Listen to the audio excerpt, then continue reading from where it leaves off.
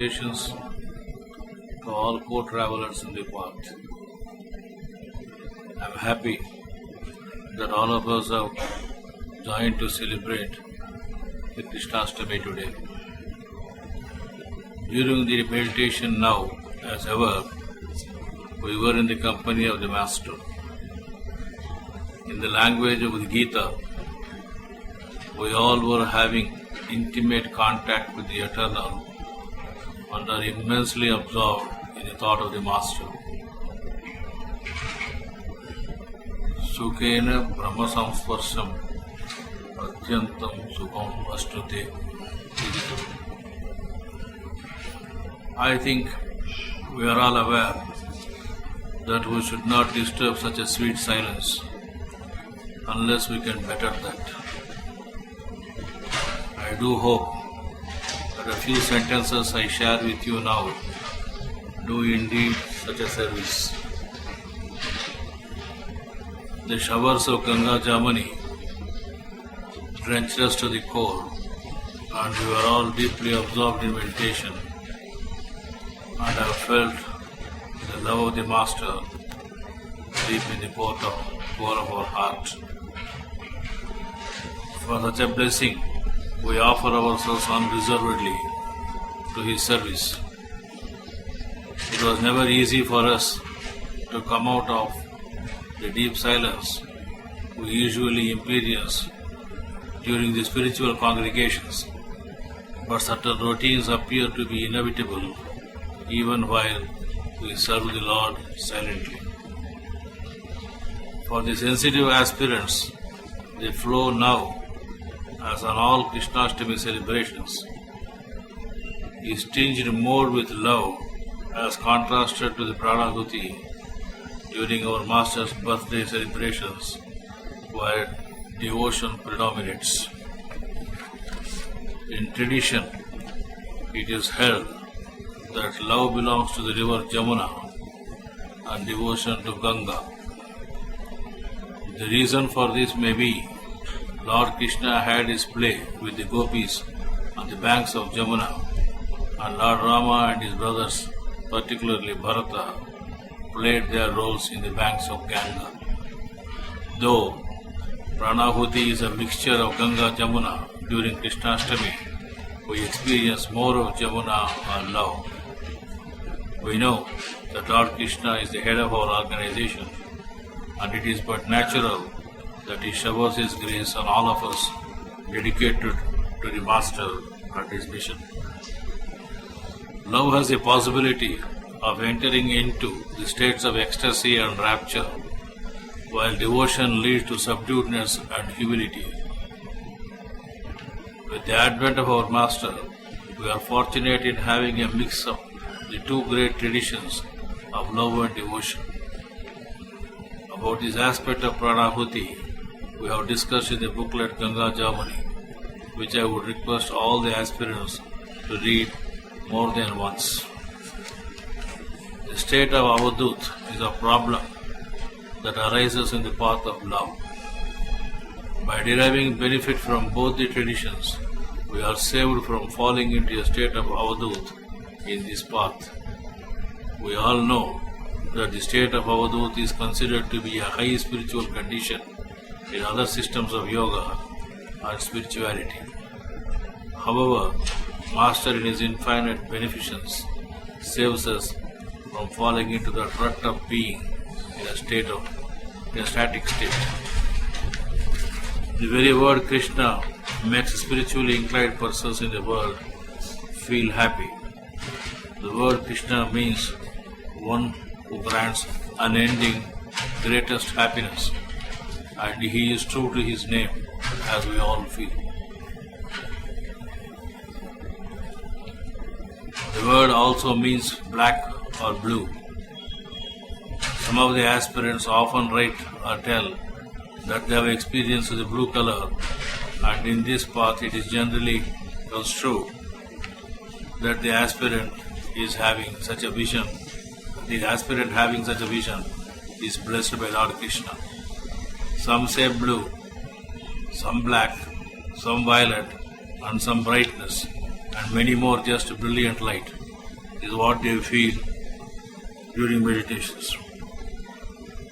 Of this which is true, I am inclined to say all and none, because what we experience is intellectually mediated knowledge.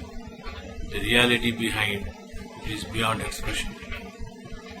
In a letter to Revered Dr. K.C.V., Master wrote that I am reminded of Lord Krishna's prediction, intercommuned to me some time ago, that the time has not yet come for the people to have full understanding of your existence.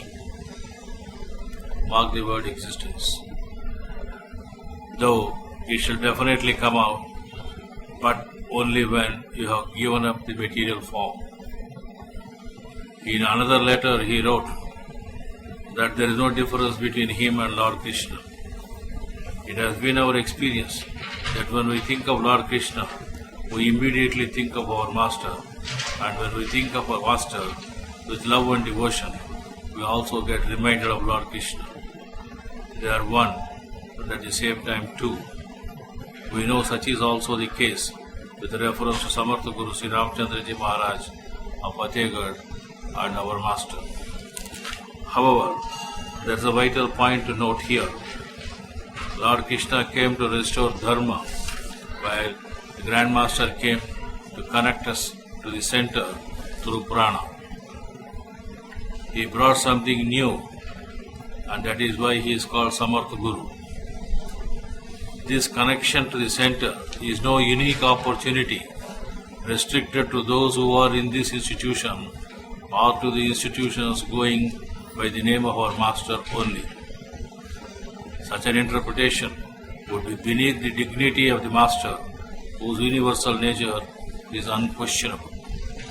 It is universally available, and it is only the devotion, love and dedication to the divine that is required.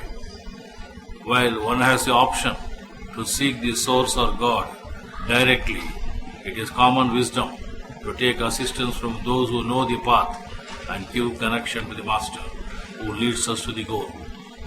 In fact, coming to the Master itself is the goal that is known to those who have derived benefit from such an association. To be one with the divine, I need not say, means to die to be a petty self, which is the real meaning of surrender.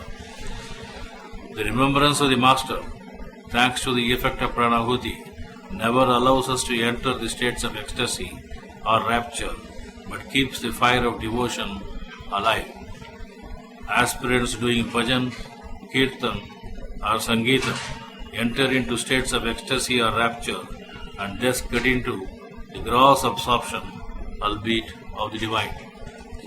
This is common to the various cults and streams of spirituality spread throughout the world, living in the thought of Lord Krishna. Whereas sadhakas who are getting trained through Pranahuti do not enter into such states, but do get into states of deep absorption, where sense of self itself is lost, not to speak of even an element of enjoyment missing. This perhaps is the reason why many aspirants in the path are not all that happy about their condition, though they all appreciate and acknowledge the same. And that is good, as it keeps the aspiration alive through the path of love, devotion and surrender. We find that the Pranahuti sessions we have increases our peace of mind in spite of suffering. We become braver and more enterprising. We understand more clearly the difference between what is everlasting and what is not. We learn how to distinguish between what is our duty and what is not. Our pride melts away and we become humble. Our worldly attachments diminish, and likewise the evil within us diminishes from day to day. We find that the continuous and unbroken awareness of the indwelling presence of the Master and the inner light of consciousness is what we have in this supreme meditation, which intimates us deep in the heart both devotion and love. I am afraid the point is very fine and I have difficulty in communication here. While experiencing the effects of Pranahuti is relatively easy Explaining the subtle methods by which it works in transforming our behavioral attitudes and behavior is not that easy. In Pranahuti, we find love and devotion intertwined to such an extent it is difficult to point them out separately. However, it may be said that the aspect of love in it is more than the aspect of devotion during Janmastami celebrations. I may say it is showers without clouds. It's obvious that love is a common characteristic of the disciple and the master, or devotee and God. But devotion is essentially the characteristic of the devotee.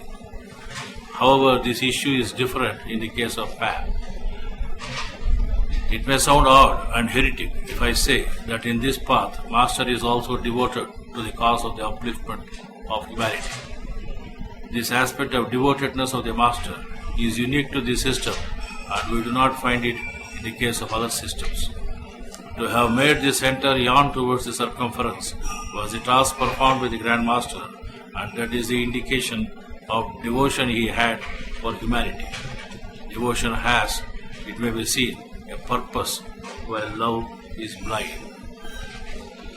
Devotion, I may even add, is of the heart and mind, while love is that of heart and heart alone. We love Master not with any purpose, but because we cannot help loving him. The desireless love is the prime characteristic we develop as we grow in the system. The prediction about our Master referred to above, I personally know, is true. This is so with all those who are here who had personal acquaintance with the Master when he was in the physical form. We feel the Master more intensely in our hearts now than we used to when he was here physically with us. The truth of spirituality is thus expounded by him more now than before. In